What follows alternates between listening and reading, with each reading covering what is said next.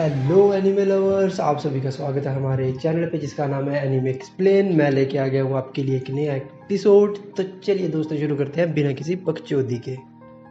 तो हमारा एपिसोड 3 कुछ इस तरह से शुरू होता है कि स्टार्टिंग में अपना ओंडेरा उसी क्लिफ से नीचे पानी में कूद के देखता है कि यहाँ से क्या हुआ था, और तभी उसको आ जाता है अपना ओपनिंग सॉन्ग खत्म होती क्लास का सीन दिखाया जाता है जिसमें कि अपनी हीरागिरी अपने मोगुआ और सेइकोरी के साथ खड़ी होती है और वो तीनों भीग गए होते हैं क्योंकि अभी रेनी सीजन शुरू हो गया है।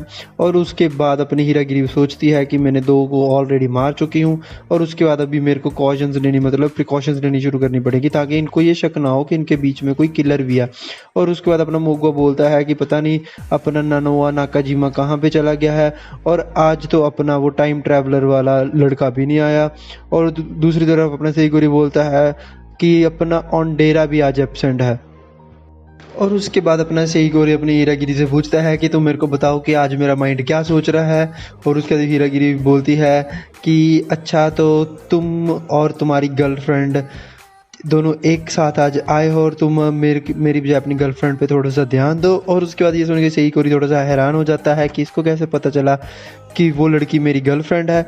और तभी अपना वहाँ पे ओंडेरा आ जाता है। ओंडेरा वहीं पे बताता है कि तुम्हारी हाफ साइड बिल्कुल ठीक है और हाफ साइड भीगे हुए हो, और वैसे ही वो दूसरी लड़की भी हाफ साइड से बिल्कुल ठीक है और हाफ साइड से भीगी हुई है।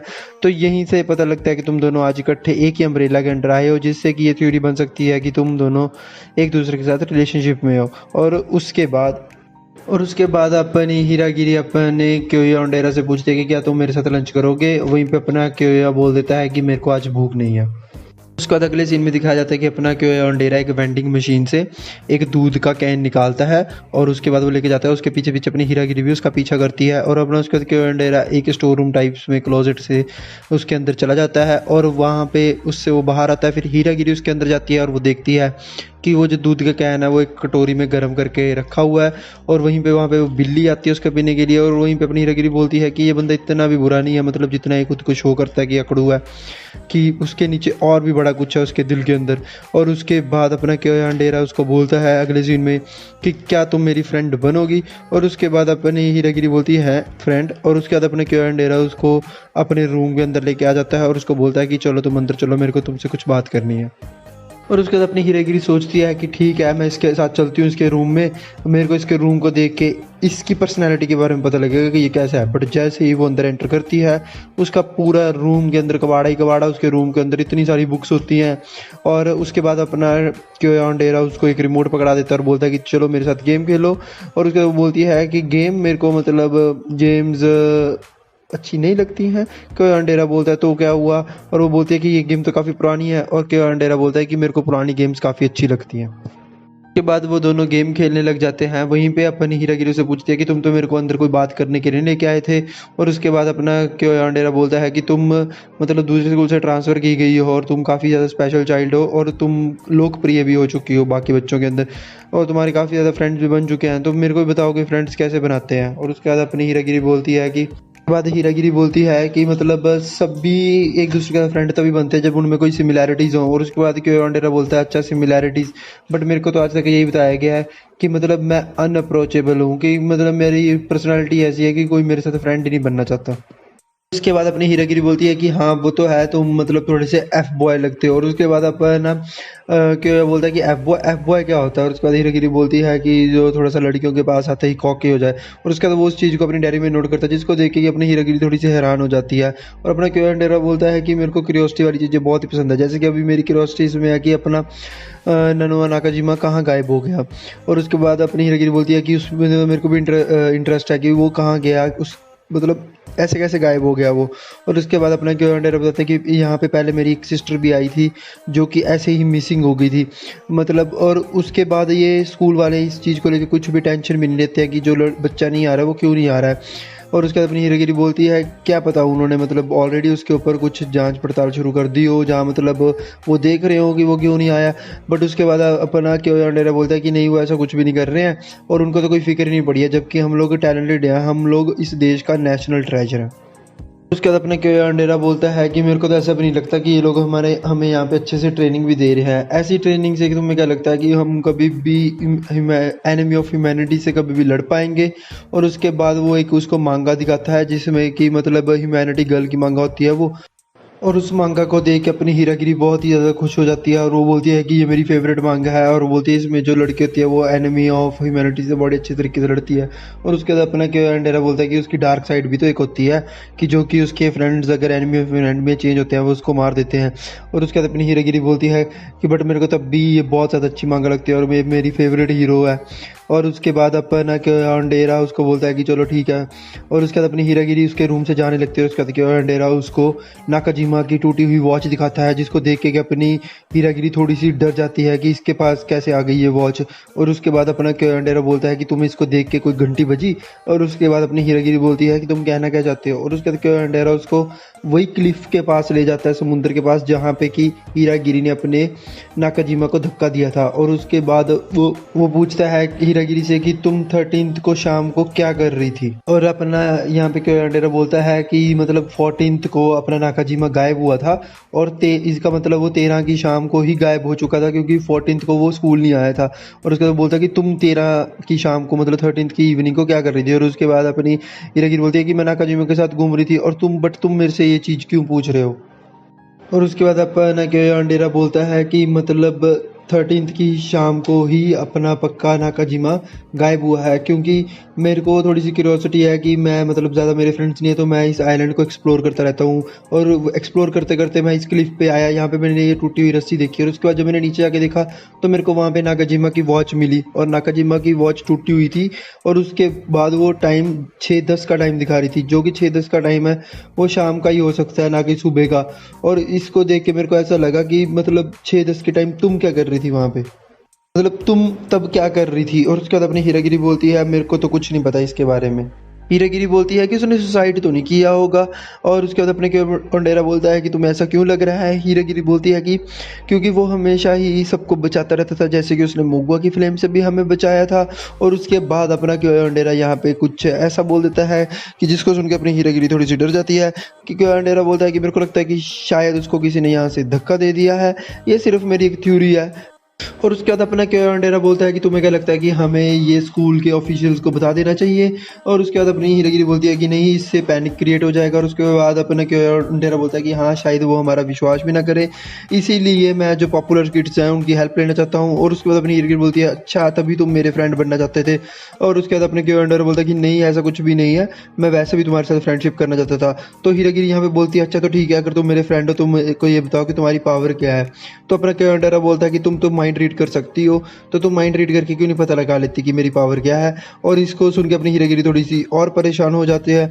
और उसके बाद अपने कैलेंडर बोलता है कि मेरे को ऐसा लगता है कि तुम्हारे पास कोई भी ऐसा मोटिव नहीं था कि तुम नाकाजिमा को मारो। और अपनी हीरागिरी बोलती है कि प्लीज़ तुम ऐसी बातें मत करो, मेरे को डर लग रहा है। और उसके बाद अपने कैलेंडर बोलता है कि बस मैं तो ये बताना चाहता हूँ कि तुम थोड़ा सा ध्यान रखना क्योंकि इस आइलैंड के ऊपर एक मॉन्स्टर ऑलरेडी आ चुका है। और उसके बाद अपनी हीरागिरी बोलती है कि हाँ तुम एक काफ़ी अच्छे फ्रेंड हो और इस बात को बताने के लिए शुक्रिया। और उसके बाद सीन चेंज होता है, अपनी हीरागिरी अपने बेड पे बैठ के अपना फ़ोन चला रही होती है और उस पर सर्च कर रही होती है कि क्यों अंडेरा की क्या पावर है, बट उस पर कुछ भी नहीं आता। और उसके बाद थोड़ा सा बैकलैश में भी सीन दिखाया जाता है कि वो जो अपने हायर अथॉरिटीज़ होती है उनसे मांगती है कि अगर मेरे को सबकी पावर्स का पता लग जाए तो मैं बड़ी आसानी से मार दूंगी। तो वो हायर अथॉरिटीज़ बोलते हैं कि ऐसा करना पॉसिबल तो है बट हमें ये भी नहीं पता कि किसकी पावर क्या है क्योंकि उनकी पावर्स एज के मुताबिक भी थोड़ी बहुत चेंज होती रहती हैं। इस वजह से हमें सबसे अच्छा और सबसे सही तरीका ये लगा कि हम तुम जैसे एक अच्छे एजेंट को उनके बीच में छोड़ दें ताकि वो उनकी पावर्स खुद अपनी आंखों से देखें और उनको मार दें। और उसके बाद अपनी हीरागिरी सोचती है कि अपने क्योया की मतलब प्रेजेंट में सीन आता है, अपने क्योया की पावर को अपनी हीरागिरी सोचती है कि फिजिकल वाली तो होगी क्योंकि वो एक पहाड़ को नीचे मतलब उतरा भी और उसके बाद वापस भी आ गया। और उसके बाद वो बोलती है कि यहाँ पे सारे के सारे जितने भी टैलेंटेड बच्चे हैं उनकी कोई ना कोई लिमिटेशन भी है पावर्स में, जैसे किसी को बहुत ही ज़्यादा थकावट हो जाती है, कोई चीज़ों को फ्रीज तो कर सकता है बट इंसानों को फ्रीज नहीं कर सकता। बाद हीरागिरी बोलती है कि अब मैं कल क्योया ओंडेरा को मारने के लिए अपना जाल बिछाऊंगी।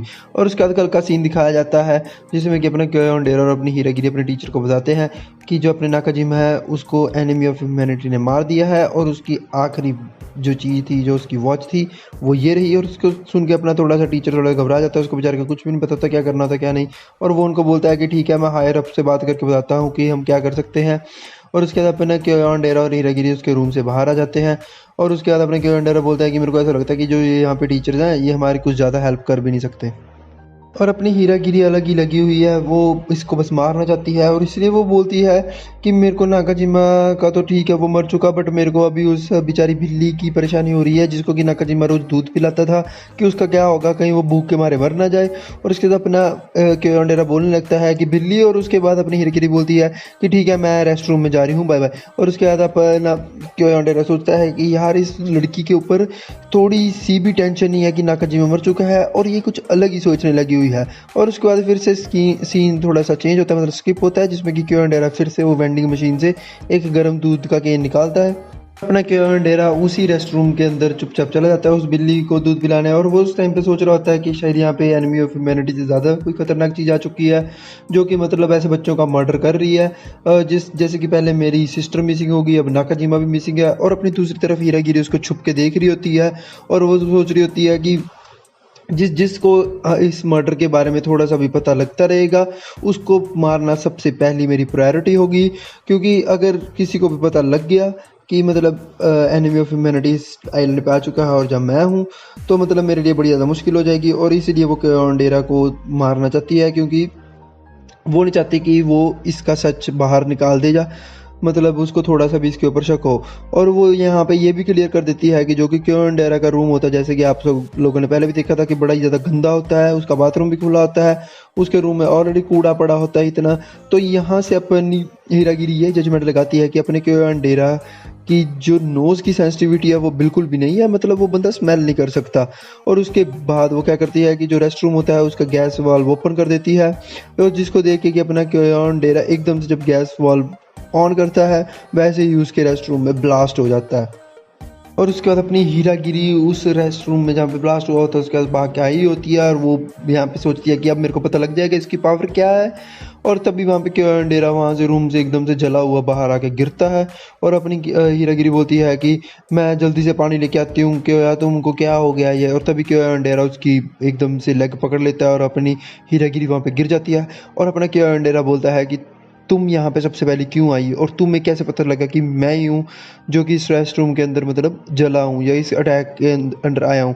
मैं मतलब इस चीज़ को देख के थोड़ा सा अपसेट हो चुका हूँ और मैं थोड़ा सा क्यूरियस भी हूँ कि मतलब कुछ ऐसा तो नहीं है कि ये सब कुछ तुमने ही किया हो, या मतलब मेरी एक थ्योरी ये भी है कि तुमने बड़ी दूर से मेरा माइंड रीड कर लिया और तुम्हें पता लगा कि मैं इस ब्लास्ट के अंदर फंसा हूँ, मतलब ये ब्लास्ट मेरे पे हुआ और तुम भागी भागी यहाँ पे चले आई। और दूसरी थ्योरी मेरी ये भी कह सकती है कि मतलब तुम्हें ये पहले ही पता था कि मैं कुछ भी स्मेल नहीं कर सकता हूँ और ये सारा कुछ ही तुमने प्लॉट किया था। बट तुम मेरी फ्रेंड हो, मेरे को ऐसा नहीं लगता कि तुम मेरे साथ ऐसा करोगी। बट मैं तुम्हें यहाँ पे एक सीक्रेट बता देना चाहता हूँ कि मेरी पावर यही है कि मैं इनविजिबल हूँ, मेरे को कोई भी मार नहीं सकता। बस यही है कि मैं कुछ भी स्मेल नहीं कर सकता हूँ और मेरी कोई वीकनेस भी नहीं है। और मैं यहाँ पे अपनी वीकनेस अगर अपने माइंड में सोच भी रहा हूँ तो तुम माइंड रीड कर सकते हो, तो तुम देख लोगी कि मेरा सीक्रेट क्या है। बट यहीं पे हमारा ये सीन थोड़ा सा खतरनाक हो जाता है। अपनी हीरागिरी बिल्कुल ही ब्लैंक हो जाती है कि ये बंदा क्या बोल रहा है क्या नहीं बोल रहा है। और वहीं पे अपना क्योया ओंडेरा बिल्कुल एकदम क्लीन खड़ा हो जाता है, उस बंदे को कुछ भी नहीं हुआ होता। और उसके बाद वो वहाँ से चल के चुपचाप चला जाता है और यहीं पे हमारा आज का एपिसोड खत्म हो जाता है। तो चलिए दोस्तों, मिलते हैं आप सबको अगले एपिसोड में। तब तक के लिए स्टे ट्यून्ड, स्टे मैड, अब अपना ख्याल रखना। सायोनारा।